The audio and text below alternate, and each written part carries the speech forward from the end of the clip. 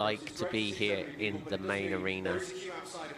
So what are we going to see? Well, we're going to see freestyle today, and this is where, if you've not seen the sport before, you'll see a lot of the tricks, or we like to call them moves, and they should be quite varied during the whole routine. They shouldn't be repeated a lot, and there's lots of things the judges will be looking at, and we'll talk a little bit about each of the sections as we move through the competition. And they will be using some of the traditional heel work to music positions, but most of the routine, the vast majority of the routine will. So everything you see the dogs doing here today is done using positive reinforcement.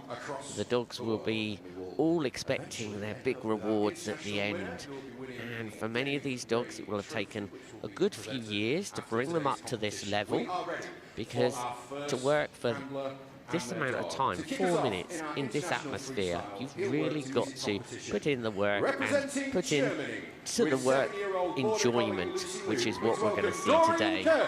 So here is our first handler, and she is from Germany, Doreen, with Lucky Luke.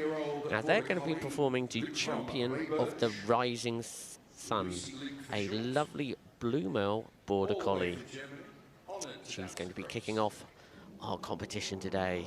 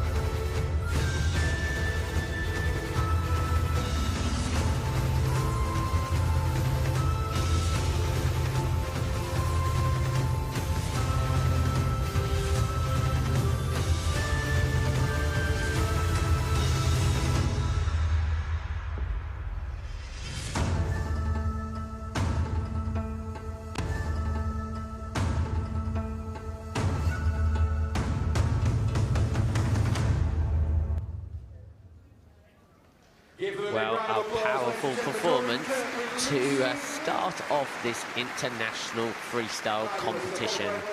And there were some lovely little subtle moves there near to the start where the dog was turning its head. And then there were some nice advanced maneuvers.